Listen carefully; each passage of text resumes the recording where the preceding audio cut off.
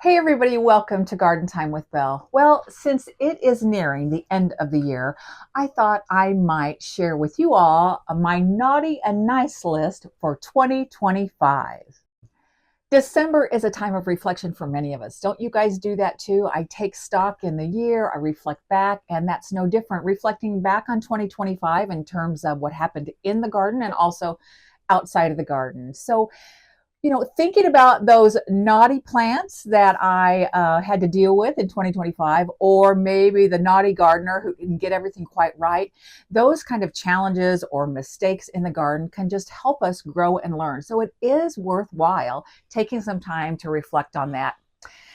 And in terms of the nice things, the nice experiences we had in the garden, or the plants that did better than we ever thought they would, that gives us a chance then to think about, okay, that went really well. How can I build on some of those successes I had, those nice moments in the garden as I am contemplating and planning for the next year in the garden? So, as I share my list with you all, I'm going to invite you all to put some things in the comments. Enter your naughty and nice list in the comments. What things went really well for you this gardening season? What were things that didn't do so well, and how you might use those reflections in your planning for the next gardening year? Well, I don't know about you, but I am one of those people that if somebody says, do you want the good news or bad news first? I'm going to choose the bad news and get that out of the way so we can focus on the positive. So that's sort of how I crafted today's video for everybody. I'm going to start with my naughty list first, and then we're going to end with the nice things that happened in the garden in 2025. So, naughty list, let's get started. First thing on my list, well, I grew potatoes for the first time this year. And one batch of potatoes were amazing, and the other batch rotted. And the reason why they rotted was because my drip line to that section of my raised bed garden malfunctioned. You all know that I'm a massive fan of drip irrigation. It is a game changer. We installed drip probably 4 years ago, maybe 5 years ago, not only in my raised bed garden, but also in our perennial beds and mixed borders all around the house. Massive game changer. However, drip irrigation is not foolproof. You need to check it regularly to make sure nothing's malfunctioning or you didn't have a line pop off. Well, that's what ended up happening is one set of my potatoes absolutely rotted. And it was really a big lesson for me to learn to really pay attention when I'm in my garden, not only to how they're growing, but just pay attention to the drip, pay attention to the soil. And so, yeah, that's a lesson learned for next year. Spinach. Oh boy. So this is on the naughty list. Spinach, it was a fail and then a success. It took me 2 rounds of spreading seed, direct sowing seed for spinach to get it to germinate. And boy, the second round worked. The first round, I have no idea what I did wrong. It didn't germinate. And oh, it was just, yeah, really sad. So I thought, well, try again. Threw some new seed down. I don't know what I did differently, but it worked. As you can see, I'm going to share some pictures or videos throughout today's um, naughty and nice list for you guys, so you can kind of see what I'm talking about. Naughty list still, cilantro. Yeah, I waited way too late to plant cilantro. Believe it or not, I have learned in the last few years, cilantro is a cool weather crop. And those of you that follow my channel know that I garden here in Missouri in a zone 6B. And that means that if I'm going to grow cool weather crops, I've got to get the seed in the ground in early March because we get hot fast here and cilantro will bolt. Even though there's some slow bolt seed varieties out there, cilantro will grow fast when it wants to grow, when it heats up, and start to set flowers. And as soon as your cilantro bolts or sends up flower stalks, it tastes awful. So, taking stock of that, I need to start earlier next year with my cilantro direct sowing out in my raised bed garden. And I need to do succession sowing. Oh my gosh, I know I need to do that. And I'm not doing it. And so I am creating my calendar for next year when I plant things, when I start seeds. And we're going to do succession sowing on several different crops, especially things like cilantro. And succession sowing, for those of you that might not have heard of that, it's basically you direct sow seed one day, you wait 2 to 3 weeks after, and you direct sow the same seed a little bit more so that you have some cilantro you use in harvest, and then you have another 2 or 3 weeks later cilantro, and on and on and on. So I have to be disciplined and try to do succession sowing for my cilantro next year so that we can enjoy it before the heat of the summer. Well, here's a plant that made my naughty list, and that was my perennial Monarda. And I can't recall exactly what variety. I actually bought, I didn't grow up from seed. I bought plants, seedlings at the nursery to add to one of my perennial beds. And powdery mildew, oh my gosh. I mean, my Monarda maybe got this tall at the most, and it should have been about 2 feet tall, I think 24 inches tall, and bush out. I don't know what happened, but this is a bed that if you follow me, you know it's my east facing bed. It gets about 4 to 5 hours of sun in the morning, but it's a wet bed. And Monarda is supposed to be okay with wet feet, but powdery mildew. So if you guys grow Monarda bee balm, please give me your tips and your advice on how I can prevent powdery mildew. It's a perennial, so they're still in the ground. So if they make it through our winter here, I'm hoping next year I'll have a better Monarda crop. And then I've got 2 more things on the naughty list. My tomato crop. If you follow my channel, you've heard me whine and complain about my tomato crop, and it's my fault. It was a naughty gardener that created this problem in the garden, and that is I haven't been doing crop rotation well enough for my tomatoes. Tomatoes and other things they call it in the nightshade family, which are crops like peppers and eggplant. Those are the type of crops that you should rotate. In other words, if you grow them in one spot this year, you need to put them in the next spot the next year, and the year after that, another spot before you return them to their original spot. Because those crops actually are very susceptible to all kinds of pest damage, to fungal issues, to tomato blight, to all those kinds of things. Tomatoes, are somewhat easy to grow, but they're also really susceptible. So I need to correct that next year. And I for sure have that on my plan to correct that and make sure I rotate my nightshade family plants starting in 2026. And the last thing that made the naughty list are my beloved dahlias. This year I went with a new company. I ordered tubers from them, and I ordered, I think, 8 or 9 varieties. And of those varieties that I planted, 3 didn't even grow at all. In fact, 2 didn't grow at all. 1 grew about yay tall and then promptly died. They were all grown in the exact same bed, raised bed, with the exact same conditions of water, light, and food. And 3 of the 8 didn't do anything. And that's not okay with me. That's not a good percentage. And I contacted the company, and they're going to send me replacement tubers. But what I'm going to do to address that next year is I am going back to Swan Island dahlias out of, I think it's Washington or Oregon, I can't remember. I've used them for years, and I'm going back to them. So I'm going to use their tubers next year. I will say, and I'll put on the screen a picture of the dahlias that did do okay. Some were absolutely beautiful, just lovely, but I didn't get many blooms. None of them were prolific. So again, I need to amp up my dahlia game because they are my favorite cut flower. So enough with the naughty, let's get to the nice. What were the nice moments in the garden? What were the plants that behaved nicely? And you probably won't be surprised, for the first thing I have on my nice list were the geraniums. Maverick geraniums are my ultimate favorite to grow from seed. And I grew probably 50 of the salmon colored variety that you see here. I was able to give a lot of them away as gifts early in the season, and I planted them all over the garden. I planted some in my big aquapots out in front of my greenhouse and in the landscape. Just stellar. I will always grow geraniums, and you can see I'm surrounded by Maverick geraniums here in the greenhouse. They are gorgeous outside, but they make great greenhouse plants as well. So yes, yes, yes.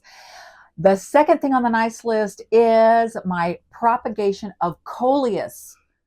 I adore coleus. Coleus, if you're not growing it, you need to grow it because it comes in So many different varieties. My coleus, some of it got 5 feet tall and 3 foot wide, one plant. Some of my coleus will drape or cascade. I mean, you can get it in every color of the rainbow. And the beauty of coleus is you buy it and you grow it for the foliage.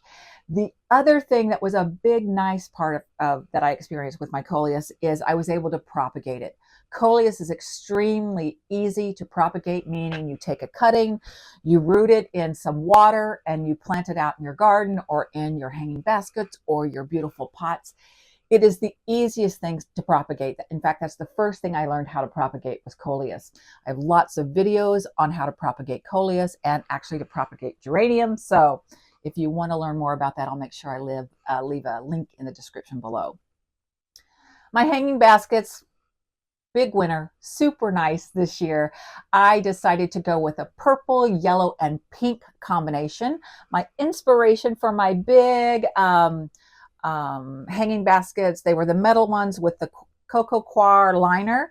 My big inspiration for the color scheme and those baskets this year came from a recent trip to Breckenridge, Colorado. If you ever go to Breckenridge, Colorado, and you go to their quaint downtown in the summertime, every shop owner, restaurant, bar, art gallery has hanging baskets that line the street, and they are jaw-droppingly beautiful and just bursting with color. So anyhow, I'll be repeating something similar to that with big pops of super bright color in the garden next year. Another thing on the list that turned out so nicely is my new 4-foot porch box. I have a big 4-foot, 2-foot deep planter box on my back deck with a trellis behind it. I planted it full of coleus, and it was absolutely more than I could have hoped for.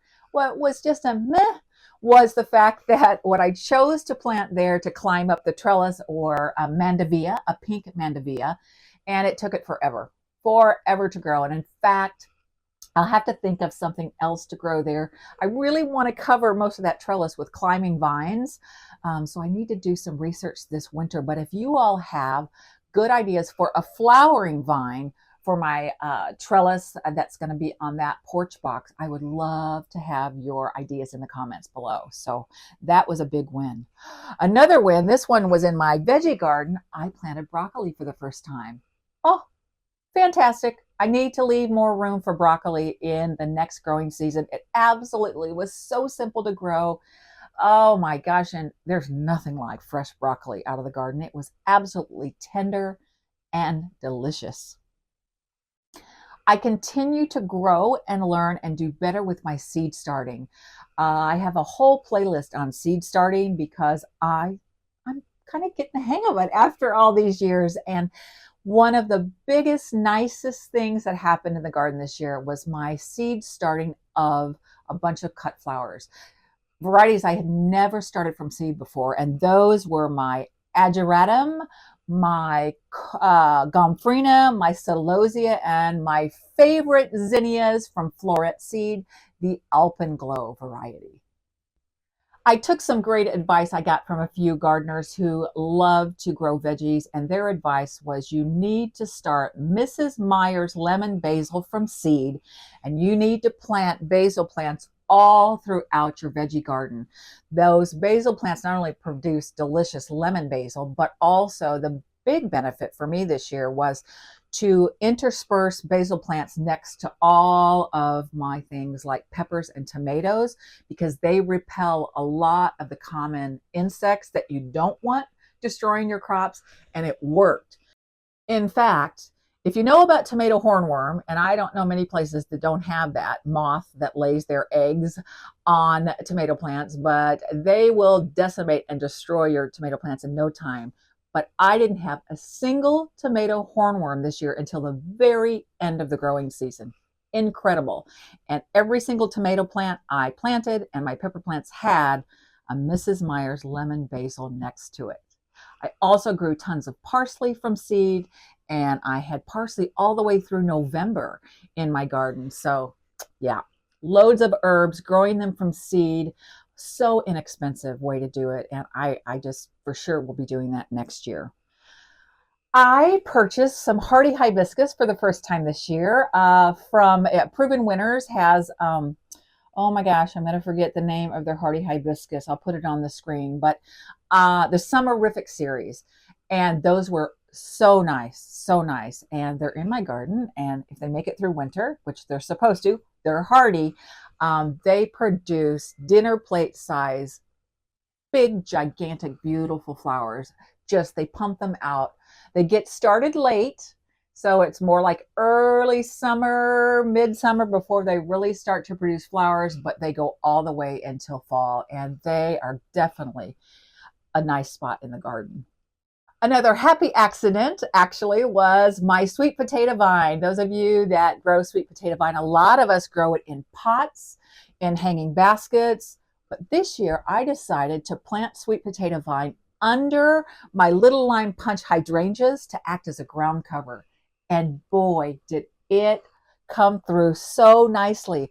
Not only did it provide this chartreuse green ground cover under my deeper green foliage from the hydrangeas, but it went up behind my hydrangeas and over an ugly concrete retaining wall and covered the ugly concrete retaining wall on the other side where I have another flower bed. So I'm definitely going to repeat using sweet potato vine as a ground cover and a way to mask my ugly concrete retaining walls next year. And last on the list, a big nice thing in the garden this past season was using my GreenStalk vertical planter. It is 5 tiers high. It has 6 pockets on each tier, so you can grow 30 plants in a small space. If you have a small garden, if you don't even have a garden, but you have a patio or a deck, I cannot encourage you enough to go up instead of out when your space is limited. My GreenStalk vertical planter produced wonderful strawberries. I grew the Seascape variety this year. And I also grew on the top of it, I think I grew some herbs and some like marigolds and things like that that I grew from seed. So I can't say enough great things about the GreenStalk vertical planters. They just have been a wonderful addition to my garden.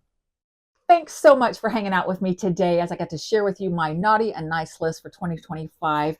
If you enjoyed today's video, and I hope you did, please consider clicking the like and subscribe button so that I can reach more gardeners just like you. And here's to wishing you all a beautiful and bountiful garden season in 2026. And I'm going to leave you with a photo of one of the other nice things that I experience most mornings here in my mid-Missouri garden. And that would be some really stellar, beautiful sunrises. Take care, everybody. See you next time.